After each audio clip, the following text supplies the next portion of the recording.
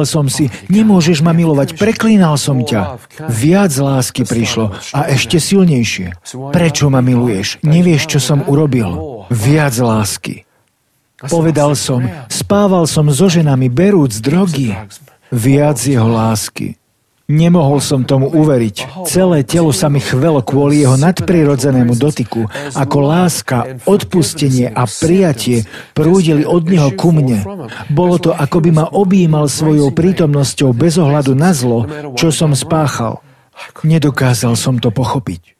Zbadal som, ako začínam plakať. Keď sa to stalo, láska zosilnila. Cítil som tekutú lásku, ktorá prechádzala mojim telom a naplňala mi vnútro.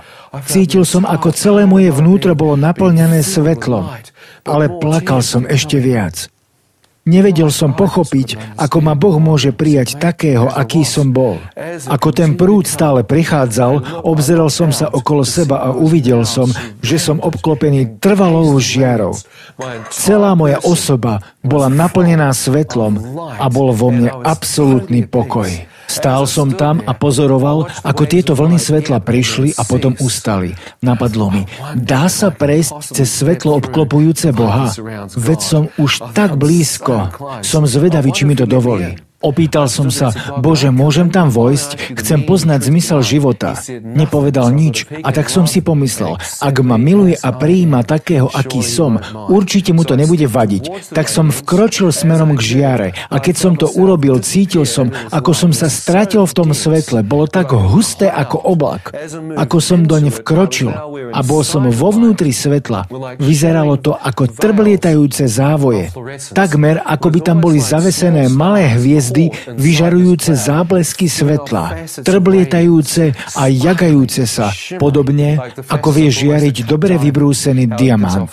Nebolo to však fyzické, myslím tým drahokamy a diamanty, bolo to svetlo prebleskujúce v tomto oblaku. Ako som prechádzal cez závoje tohto svetla, cítil som úžasnú prítomnosť uzdravujúcej sily vychádzajúcej zo svetla, ktorá sa dotýkala môjho zlomeného srdca a liečila ho. Vnímal som uzdravovanie môjho najhlbšieho vnútra. Hľadal som v živote lásku a sex, ale toto bolo čisté. Toto nebola degenerovaná napodobenina, bolo to čisté.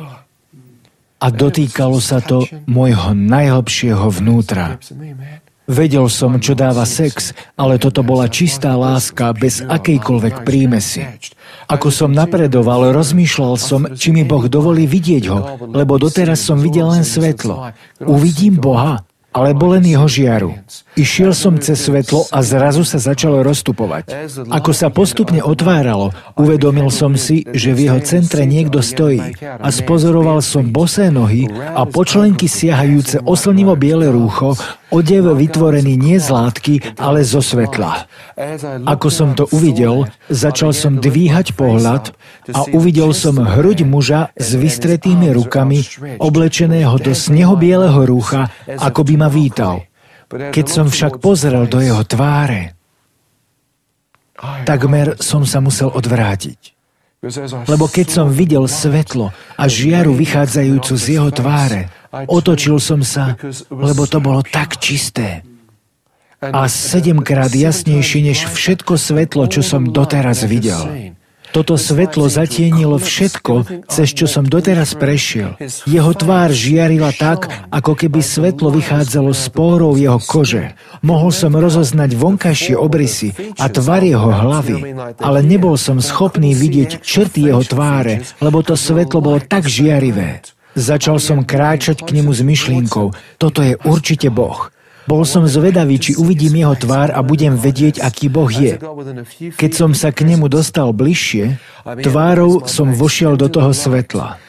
Pritom to nezraní oči, môžete sa doň dívať.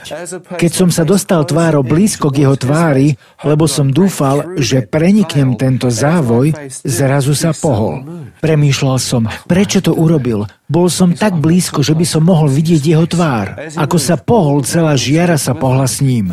Nevynechajte tretiu, záverečnú časť tejto série, kde Jan popíše, čo videl z novej zeme, ktorú Boh slúbil v 21.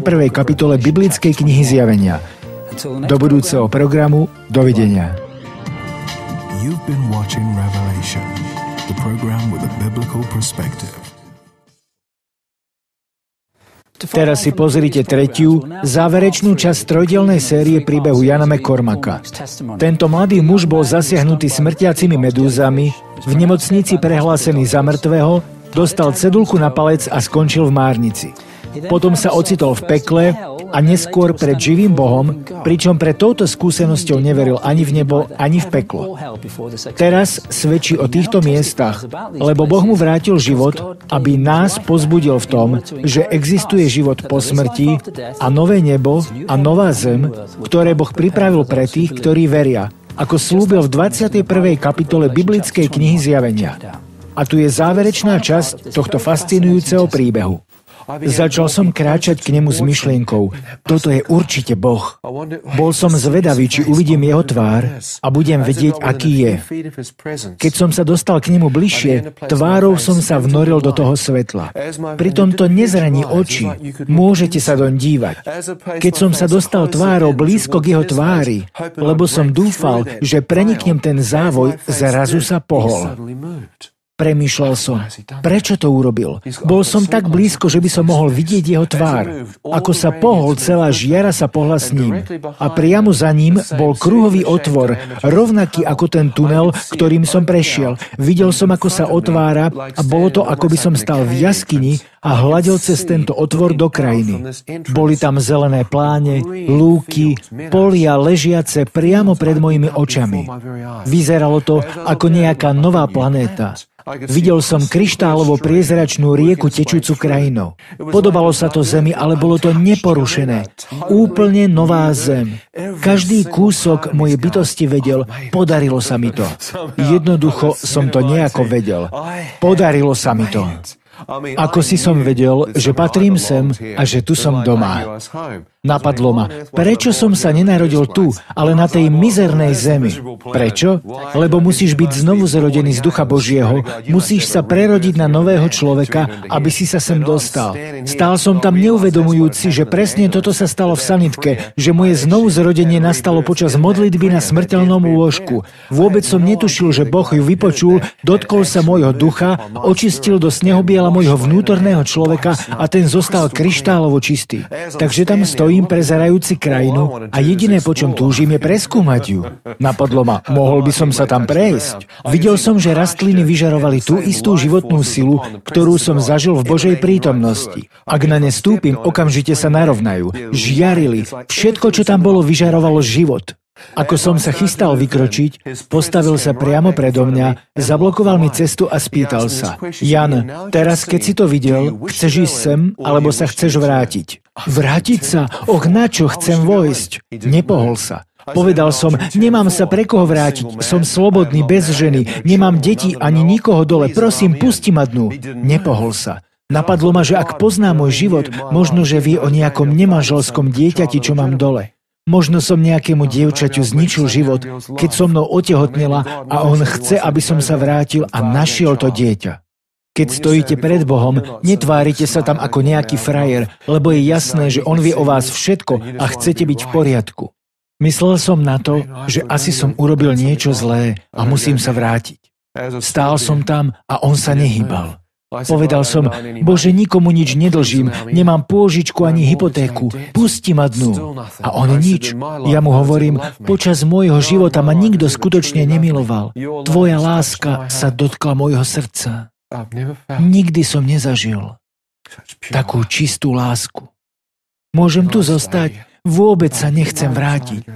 Ľudia túžia manipulovať, ovládať, majú zištné motívy, ale tvoja láska a prijatie je tá najčistejšia vec, akú som v živote našiel. Nikto sa takto o mňa nestará, ani ma nemiluje. Nemám sa ku komu vrátiť. A on sa opäť nepohol. Napadlo ma, dovolil mi povedať posledné s Bohom krutému svetu, potom využijem šancu a prekročím túto líniu a snáď ma už nezastaví. Ako som sa otočil, aby som to urobil, Boh mi ukázal jedinú osobu, ktorá ma milovala, starala sa o mňa, prijala ma, a modlila sa za mňa počas celého môjho života. Obzeral som sa a priamo za sebou som videl moju matku. I hneď ako som ju zbadal, ma napadlo, čo sa stane, ak sem vojdem. Ak to urobím, budem jej môcť povedať, že sa mi to podarilo. Dá sa odtiaľto komunikovať nadol? Neviem, nechcem to riskovať. Ak zomriem a vkročím sem, bude moja mama vedieť, že som sa v sanitke modlil, odovzdal život Bohu a že mi Boh odpustil. Napadlo ma, nie, určite si bude myslieť, že jej pôžitkársky syn išiel priamo do pekla. Nemá žiadny dôvod veriť v niečo iné. Celým svojim životom som sa vysmieval Bohu. Pomyslel som si, Bože, chcem sa vrátiť kvôli mojej mame. Viedol som tak sebecký život. Chcem jej povedať, že to, čo mu verí, je skutočné. Ak sa tam vrátim, už som zistil, ako vyzerá toto miesto a vrátim sa sem, či mi to tam niekto uverí alebo nie. A ak mi to aj nikto neuverí, mne je to jedno. Viem, že keď zomriem, zmiznem z dola a pôjdem priamo do Božej blízkosti, lebo viem, že som zmierený s môjim stvoriteľom. Viem, že mi je odpustené, viem, že som prijatý a viem, že ma vezme k sebe späť. V srdci mám absolútnu istotu bez štipky strachu zo smrti. Potom som sa spýtal, ako sa vrátim, aby som to povedal mame. Odpovedal, synu, ak sa chceš vrátiť, musíš vidieť veci v novom svetle.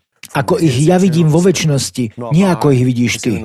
Keď ťa naplní moja láska, budeš hľadieť na ľudí a milovať ich úplne inak. Spýtal som sa, ako sa vrátim cez ten tunel. Keď som sa tam obrátil, namiesto mojej mamy som priamo za sebou uvidel otca, brata, sestru, úplne zreteľne a tisíce ľudí, ktorých som nikdy nevidel. Spýtal som sa, kto sú títo ľudia? Odpovedal, Jan, ak sa nevrátiš, väčšina z týchto ľudí nikdy nenavštívi nejakú cirkev, aby počuli moje meno. Cirkev? Čo s tým mám ja? Ani tých ľudí nepoznám. Ľúbim svoju mamu a kvôli nej sa chcem vrátiť. Odpovedal, Jan, milujem tých ľudí a túžim, aby všetci prišli a spoznali ma. Čože? Ja som sa staral o svoje veci, ale Boh mi ukázal, že On má srdce pre každého. Videl som 100 000 ľudí. Síce som tomu nerozumel, ale vedel som, že Božie srdce sa chce dotknúť každého z nich. Povedal som, Bože, nič o nich neviem, ale ako sa vrátim späť do tunela, do tmy a do môjho fyzického tela? Neviem ani, ako som sa dostal sem. Odpovedal, synu, nakloň hlavu. Pocítiš, ako ti vyschnú zaliaté oči?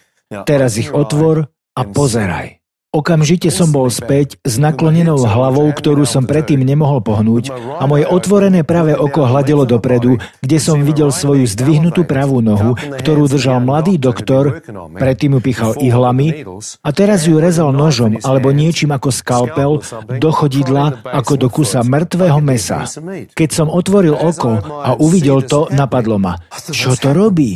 Myslí si, že som mŕtvý? Prečo mi reže nohu? Napadlo ma. Naozaj som videl Boha? Prechod bol tak náhly. Myslel som, že by bolo ľahšie, keby som preletel z nebies cez mraky do nemocnice, do môjho tela. Ale toto sa stalo v okamžiku, keď to Boh povedal. V tú chvíľu sa uvoľnila Božia moc, lebo keď On prehovorí, veci ožijú. Aj mŕtvi môžu ožiť, keď prehovorí, lebo Jeho slovo má tvorčiu moc.